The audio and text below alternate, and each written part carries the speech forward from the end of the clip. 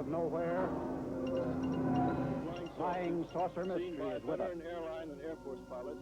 The Air Force itself has officially admitted that flying saucers exist.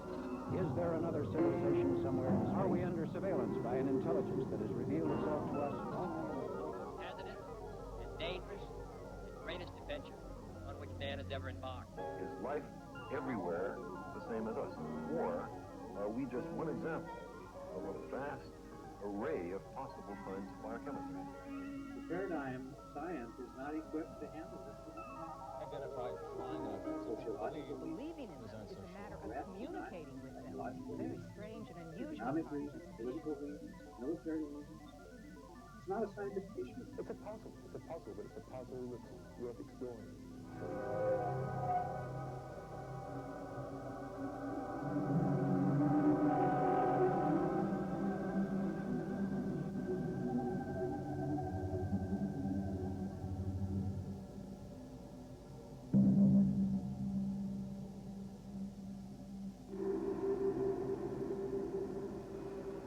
Our Earth has been observed by alien civilizations for at least the past 50 years.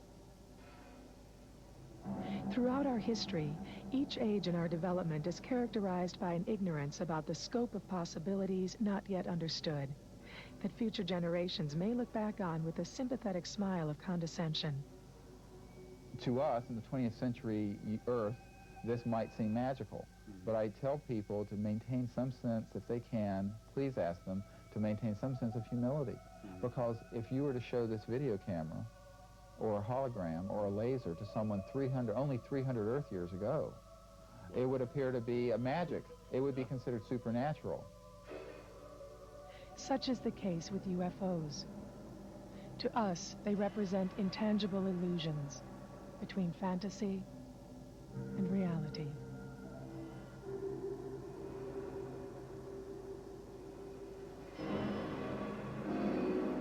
400 years ago, the Earth was believed to be the physical center of the universe. Nicholas Copernicus, and later Galileo, challenged that belief, suggesting that the sun was the center. And still 200 years would pass before William Herschel's stellar observations, and later Edwin Hubble's classification of galaxies, relegated our sun to a single, insignificant star among billions. Only then do we begin to imagine our place in an incomprehensibly vast cosmos. I think there is a certain twilight zone of phenomena that, if confirmed, would really overthrow the entire materialistic worldview. Let me just say, as a professor of philosophy who writes professional articles and knows how to do academic research, there is in this field some incredibly good literature, very sophisticated material. There's just a wealth of information, and I would challenge anybody to disprove that. You see, anyone who says there's no evidence to study has not looked. It's as simple as that.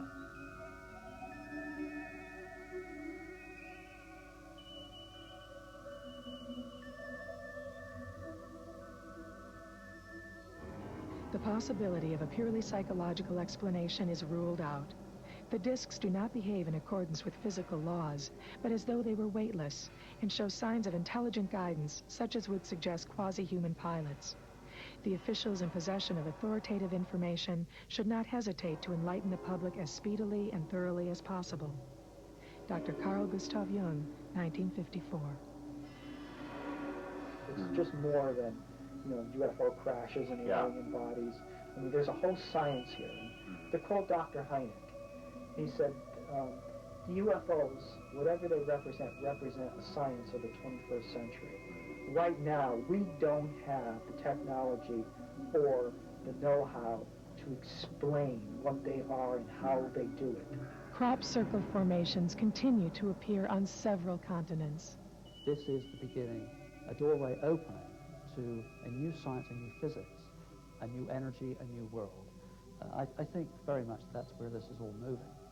Thousands of credible sightings continue to persist.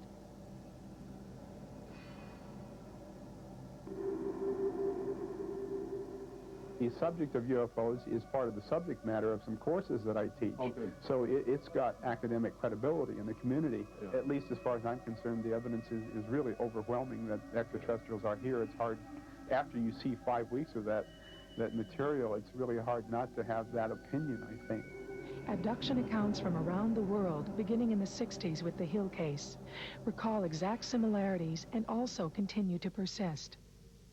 You know, the problem here is in a way, it's the messenger. Here I am, a historian at Temple University, or Bud's an artist up at Hopkins, and there's Mike Swords, who's at Western Michigan University, and various people saying these things, that this might be happening, you know. Well, the fact that we are saying it automatically means it can't be happening, because the message is far too big for the messenger. If this were truly happening, we would not be the messengers. The President of the United States, or Secretary General of the United Nations, they would be the messengers, and that would mean it wouldn't be happening. So no matter how much we say it, and no matter how much abductees say it, that automatically means it can't be happening. The UFO phenomenon has been a part of our lives for the past 50 years. With it comes the possibility that we may finally discover who we are and what we humans might accomplish in a vast cosmos, endowed with intelligence. What I always state about this phenomenon is that taken together, the collection of all the photographs, the videotapes, the accounts that I've been mentioning, the ground traces, the physical marks on people's bodies, the descriptions of the events in the craft, and et cetera, the sightings, all of that constitutes an extraordinary phenomenon. And I think it is indisputable that an extraordinary phenomenon demands an extraordinary investigation. To continue to dismiss the UFO phenomenon may very well be ignoring the most profound occurrences of our times. In our struggle to achieve technological dominance of the physical world, we have endangered not only ourselves, but countless other living forms. And in the process, we seem to have lost a profound sense of our place in the cosmos. The paradigm of science is not equipped to handle this phenomenon. Sociological reasons, threat, denial, psychological reasons, economic reasons, political reasons, military reasons. It's not a scientific issue. So there's a lot that scientific method, as we know, can do to study this phenomenon. But what it cannot do is try to explain the meaning of it or the purpose of it. This must be left to another type of reflection. For the last few years, it's been thinking a lot more about what's happening on this planet and seeing that the evolution of human consciousness has reached a crisis point, which goes along with the time when we have the potential to step out and start exploring the stars. That's the challenge where we're really facing at the moment. We've become masters of the material world, and technology is really, technology is tools, and we've got the most incredible tools now to do almost anything we want in the material world, including stepping off this planet into space. But I think what we've got to become is equal masters of our minds. And that's the next frontier, is inner space. We've got to stop being victims of our fears and all the stuff that's inside us. We've got to actually become masters of ourselves, move beyond this egocentric phase, so that we can then become the true masters of our technology and use that with wisdom for the good of ourselves, the good of the planet, the good of the cosmos.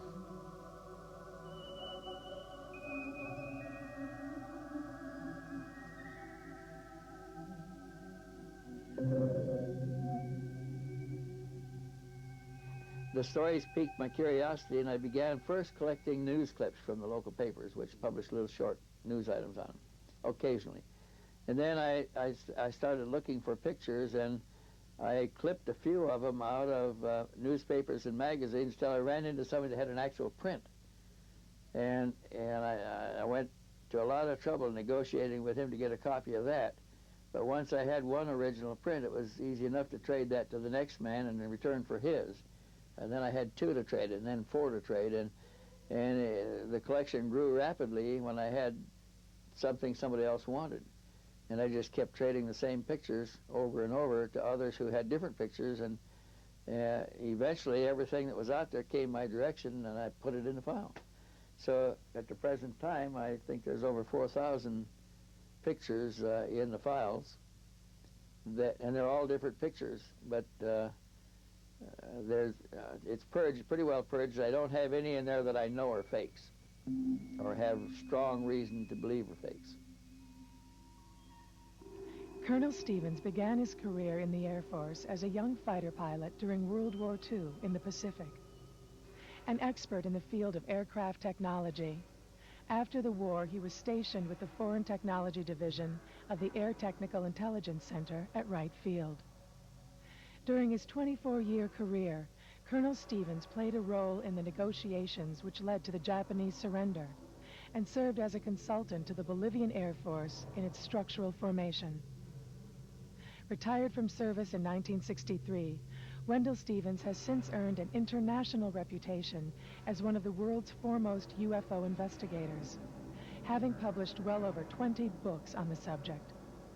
His interest in the phenomenon was established in 1947 when he was transferred to Alaska and placed in charge of B-29 crews flying missions over the Arctic.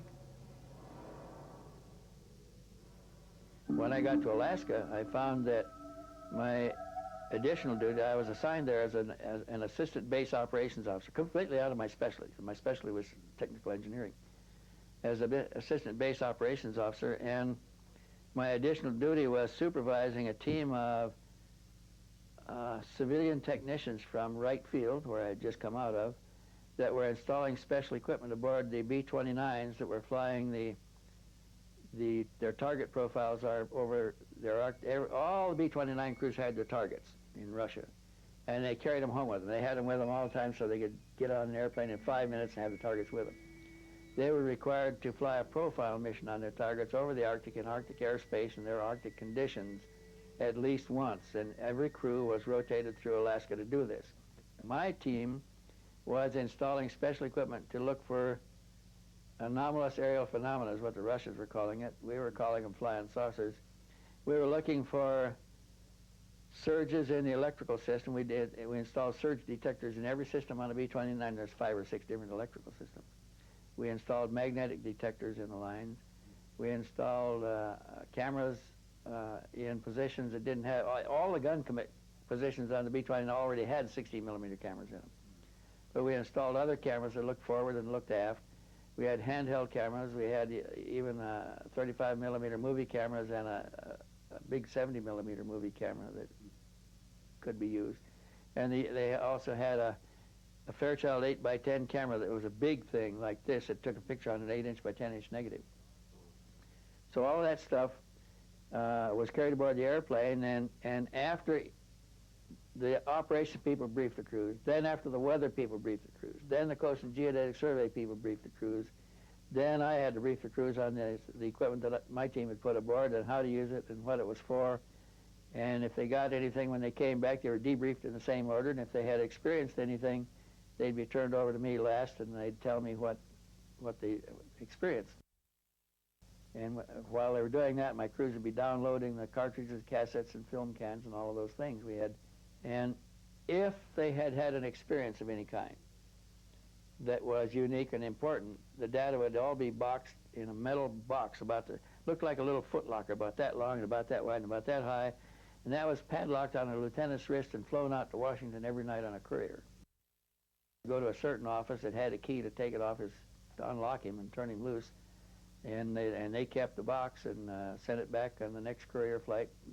We had several of those, and this was how the data was transmitted to Washington. We never had no way to read it. We couldn't develop that. We could, but they weren't allowed to develop the film, to read the tapes, to look at the movie camera film, nothing. So you were hearing stories?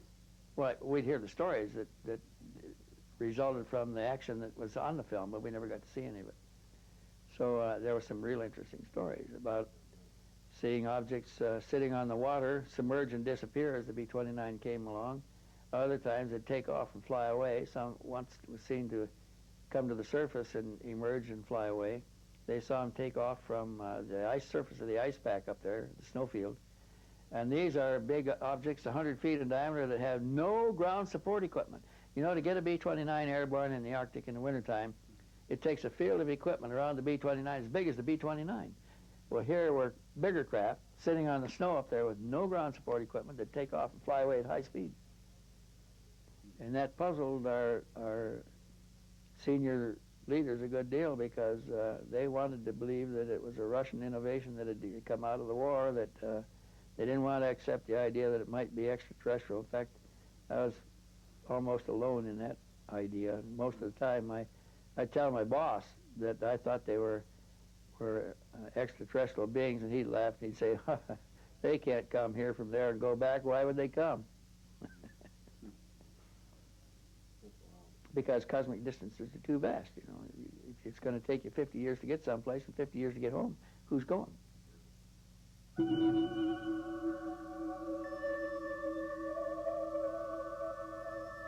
Among the first photographs taken on the old tin-type cameras was one at Drobak, Norway, showing a photographer with the big bellows over his head and a big camera on a tripod was taking a scene of the harbor, and after late afternoon scene of the harbor, early evening, and he saw an object moving from right to left across the field of view, snapped a picture of it, and got perhaps the first photograph of a UFO at close range in Earth's atmosphere in the sky here. And that picture was taken on the 27th of July of 1907 at Drobak, Norway.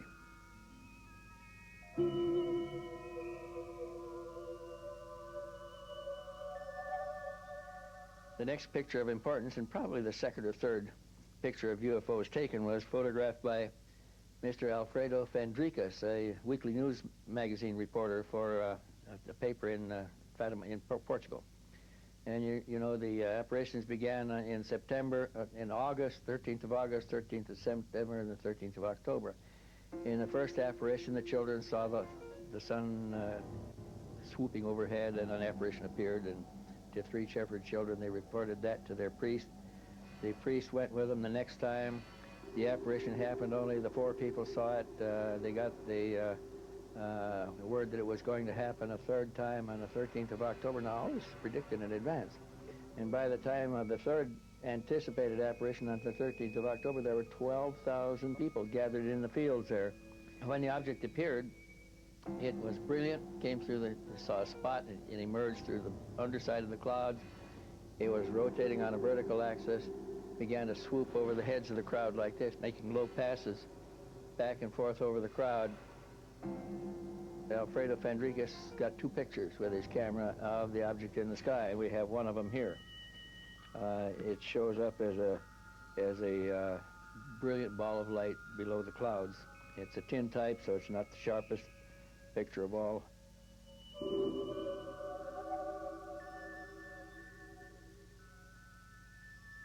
Then the next pictures of consequence were the pictures taken during the Japanese invasion of China and their Manchurian operation. They used aircraft, and objects appeared over the flight line of the Japanese bombers preparing for missions. They appeared following the bomber formations in flight. They appeared in the sky above formations. They even passed through formations, much like the Foo Fighters of modern history, modern war history, except they were something else then. And it was during that time, during the Manchurian occupation, that a Chinese or a Japanese general in the occupation forces was walking down the street in Tianjin, China, and his attention was drawn to an object in the sky because the street photographer, one of those with the old bellows camera, had it set up, and people started pointing and shouting and pointing to the object in the sky. Rickshaws stopped, crowds stopped, people pointed. The tin-type cameraman aimed his camera and took one picture of the object coming down the street. The Japanese general went over and bought it and took it back to Japan, and that's the photograph made in 1942 at Tianjin, China, in the middle, full day, daylight. The next one of any serious importance was one that was made over Los Angeles on the night of the 24th to 25th of February 1942. And this was after our war with Japan had started, and we had our cities in blackout at the time. Los Angeles was blacked out every night, San Francisco, San Diego, the whole west coast of the United States. And at early in the morning, like 1:30, 2 o'clock in the morning, disc-shaped objects appeared over the city, and the anti-aircraft batteries turned on the searchlights. The objects passed back and forth through the searchlights, some dozen objects in the sky. They started, anti-aircraft batteries started firing on them, and they fired, golly, they fired 1,430 rounds, anti-aircraft rounds of ammunition. Didn't hit a thing that night. I killed a few people. The falling metal from the anti-aircraft shells killed people, dogs, set houses afire, did a lot of damage, but didn't hurt any, didn't bring down any alien craft.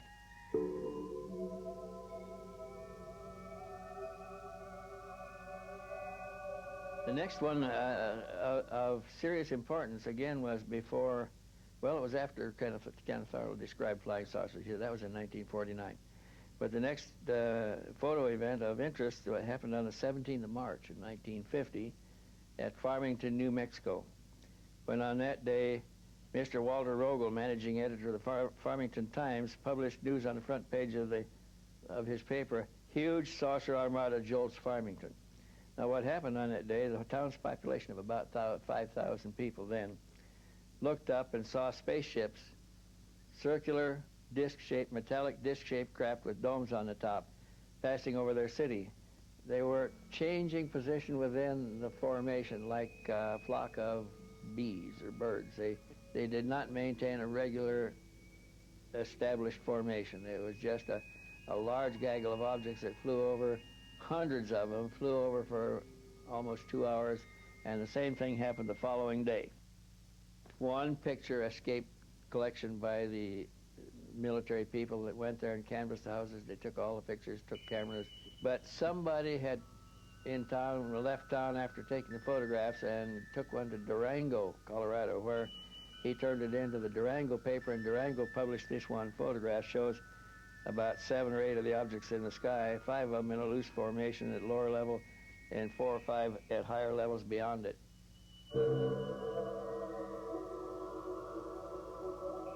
A bird watcher walking in the woods on the 23rd of April, 1950, was crashing through the underbrush, and he emerged into a clear area not far from Red Bud, Illinois, facing the southwest. He came into a clearing from the south side, and as he stepped into the open area, he saw a large object hovering just over the scrub bushes there. Now, this was about 30 or 40 feet in diameter, and it was less than 100 feet high. It was below the tops of the trees.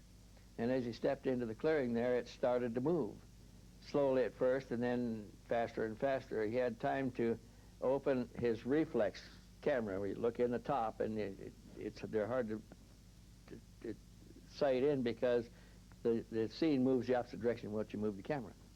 And he got it open and got one picture, and by the time he could roll the film and get set up again, it had moved so far away, he was afraid he wouldn't get it. He snapped the picture. He got a little dark spot in the sky, but it was not very definitive. It was just a dark smudge leaving. The first picture was a good, sharp, clear picture. And he turned it over to the local newspaper, and it was published on the paper.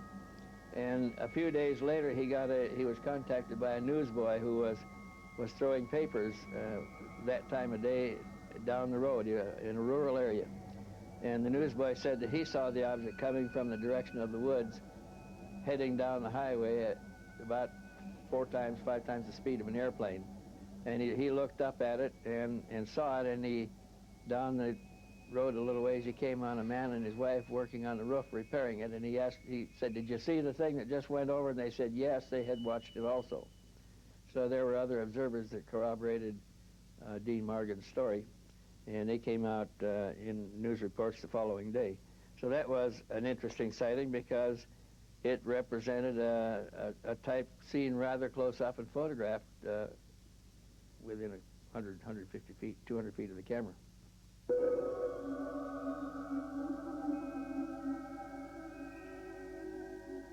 The next one that got any real attention occurred on the 11th of May of 1952 at McMinnville, Oregon, at about 7:30 in the early evening of 11 May 1952. Farmer Paul Trent was in the kitchen of his home when he heard his wife, who called to him from the backyard to come out and see the strange object that was approaching. And he immediately ran for his folding camera and dashed outside to meet her. There against the low overcast sky, he saw a circular dome disc with a tower on top of the dome, a raised cupola. It was moving fairly slow. He had plenty of time to frame it. He snapped the first picture, and then he had to move to his right to snap the second picture. There was no flame or efflux of any kind visible, no sound. It was completely silent. His wife didn't hear any sounds either. The pictures he took on the 11th of May, and he didn't report them until the 12th of June, when he had his pictures developed and back, and he showed them to a friend, Frank Wortman, who suggested they take him to the newspaper, and they took him to the Richmond, California Independent, where they looked at them, tested them, and published them for the first time. So now it's 2 months after the pictures were taken before the information got out. But they have become a classic in the lore of UFOlogy, I guess if you want to call it now. And they've been verified by a number of researchers.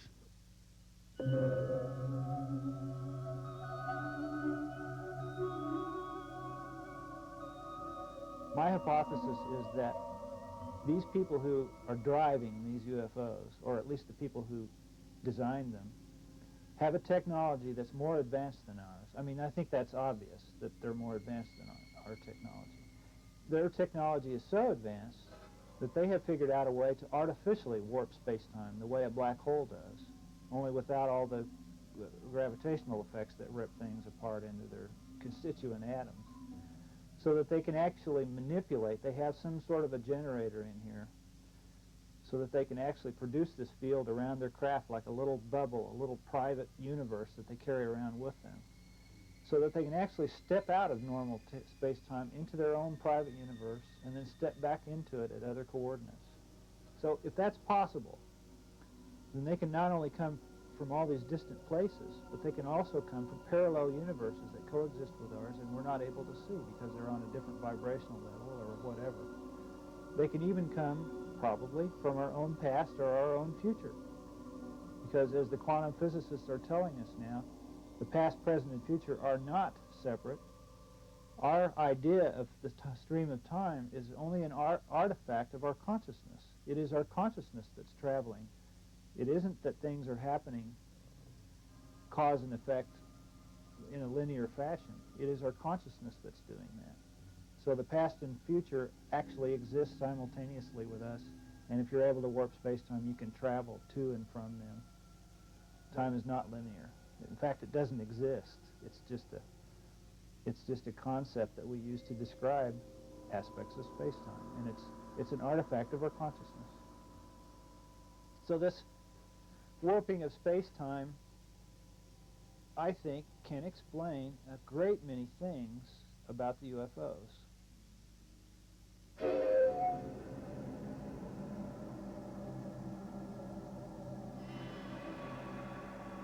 Some remarkable UFO photographs from the early 1950s were taken by George Adamski through his 6-inch telescope near Mount Palomar, California. In many respects, Mr. Adamski can be considered a pioneer in this field, also claiming to have been in contact with the occupants of the craft. I consider myself extremely fortunate because really from a very young age I had the opportunity to be in an environment where this type of information, this field of UFOs was really in an amazing time. I mean, the news was covering it as much as they possibly could. Scientists were exploring. We were coming into the space program.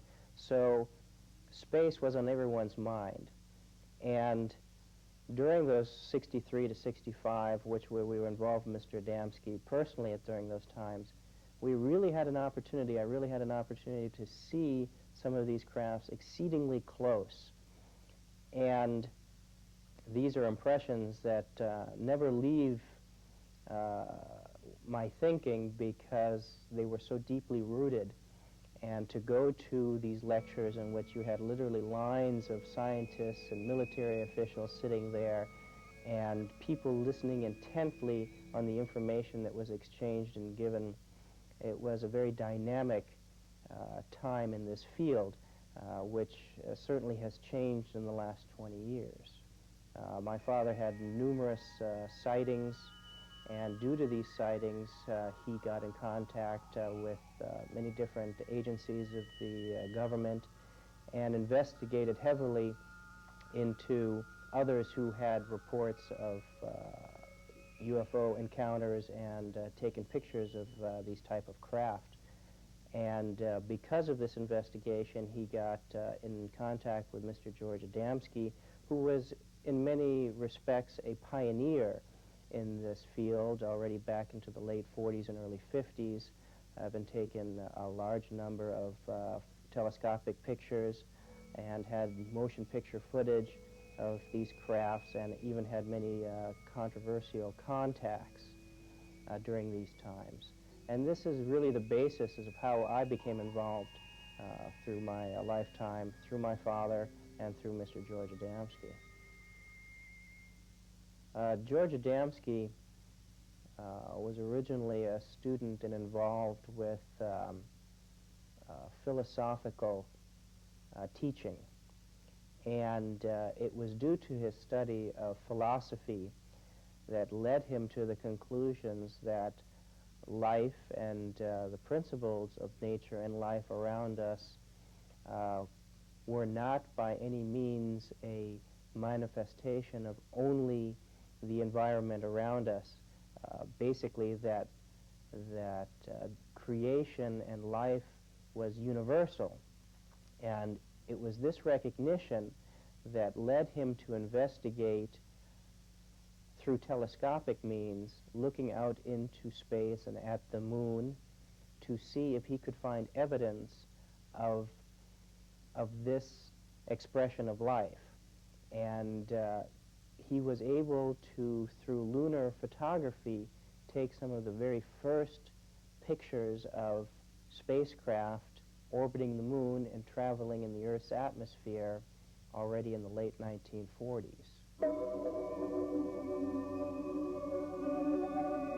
Historically, the first analysis, I would say, began with Leonard Cramp, who did orthographic projections on the Adamski pictures. He did comparison analysis on the Adamski scout craft with the Coniston pictures taken by two young teenagers in England several years after he took his photographs, and then also with a Brazilian shot that was taken in late 1954. And based on this orthographic analysis, Dr. Cramp came up with the dimensions and the exact sign and signature of these type of craft, finding them by that technology in the 50s to be authentic. Since that time, Adamski's pictures have gone through biometric radiation tests. MGM Studios did an analysis on the film. They've gone through each decade of technology's analysis, and they have been always found to be authentic and to be some of the best pictures ever taken. And I think one of their strong points was that they are taken 40 years ago, long before the computer technology that we have today, which certainly can composite any type of picture that we wish to.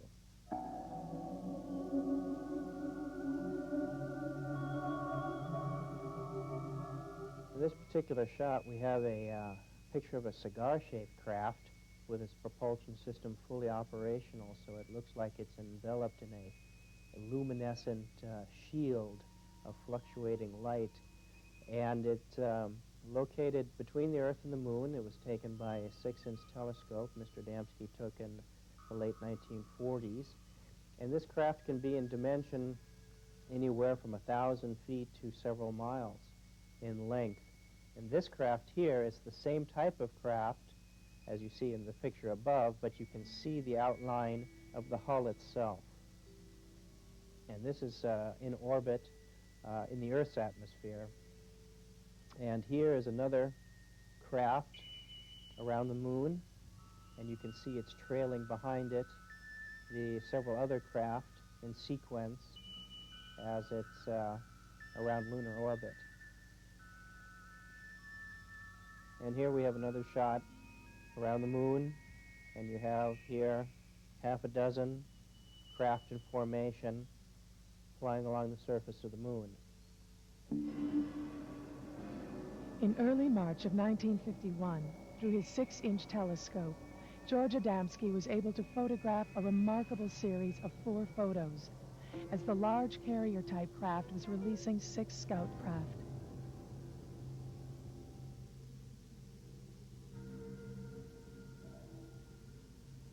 And basically this craft is what we would call a miniature city. It is in an environment that is enclosed to itself, and these bell-shaped craft, like our aircraft on an aircraft carrier, are housed in this cigar-shaped craft, and so this is used for distance travel through long distances of space. The bright glowing effect of the craft is a result of natural particles in space coming into contact with the resonant field generated by the craft. This effect can also bend the light waves entirely around the craft, causing it to disappear from view.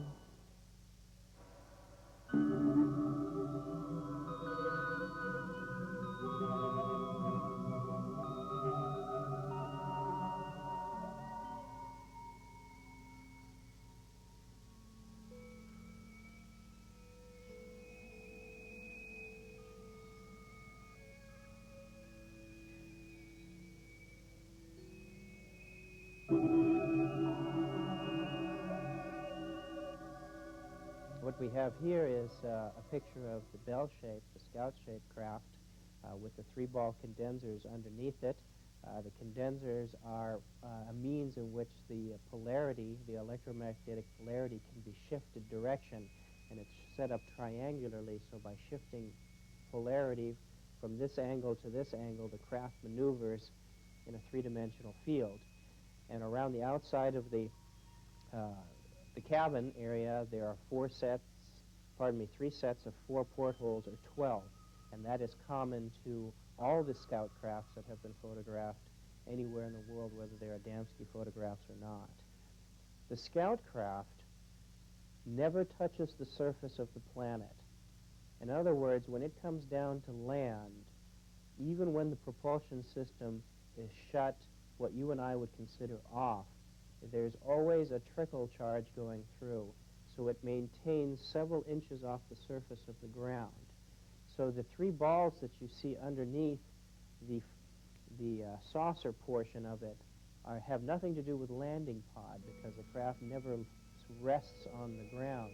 These are part of the propulsion system that help to direct the magnetic field and the magnetic flux underneath the craft.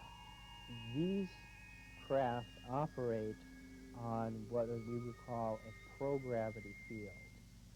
They do not believe in fighting the principles and the forces of nature, because they're far too strong. What they do is they believe in blending harmoniously in with those forces.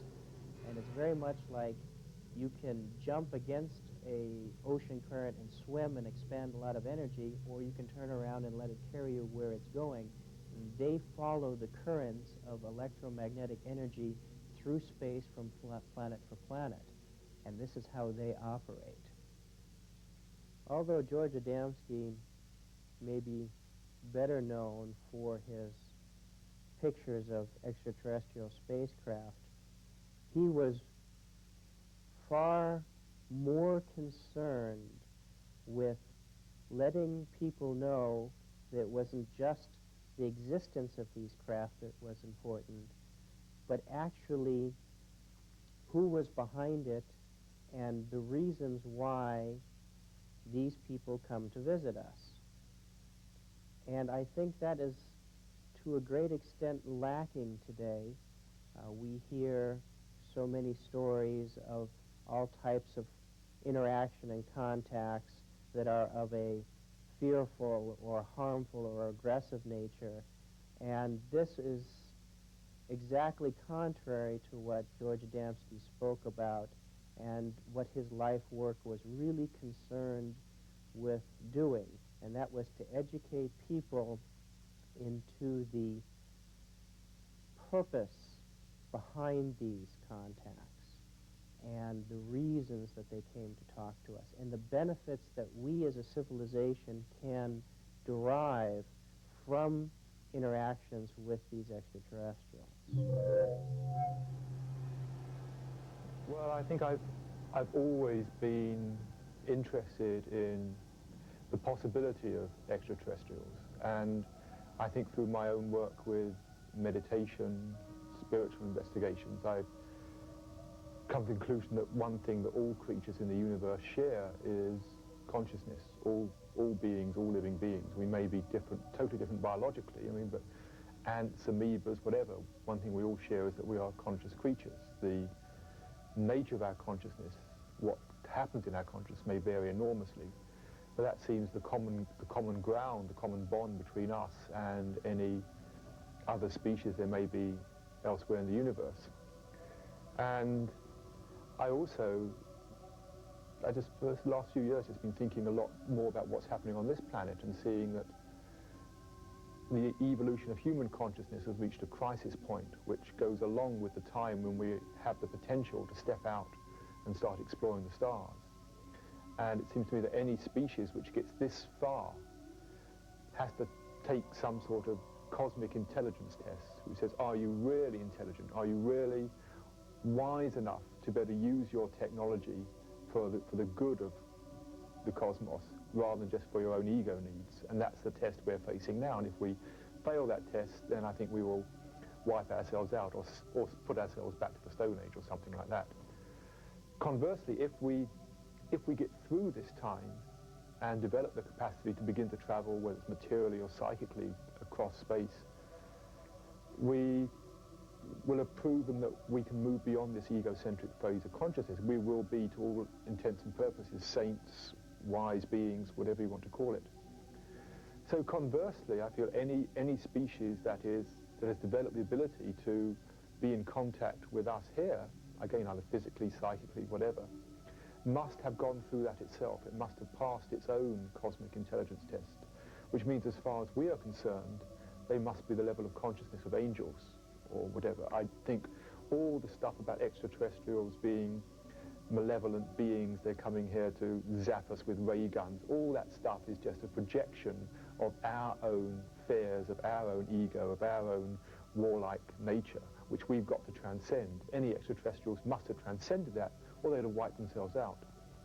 So it seems to me that if we're going to consciously approach them, we need to do so on the level of consciousness, like we would approach some guru or angel or very wise spiritual beings. That's what I think they are, is wise spiritual beings relative to us.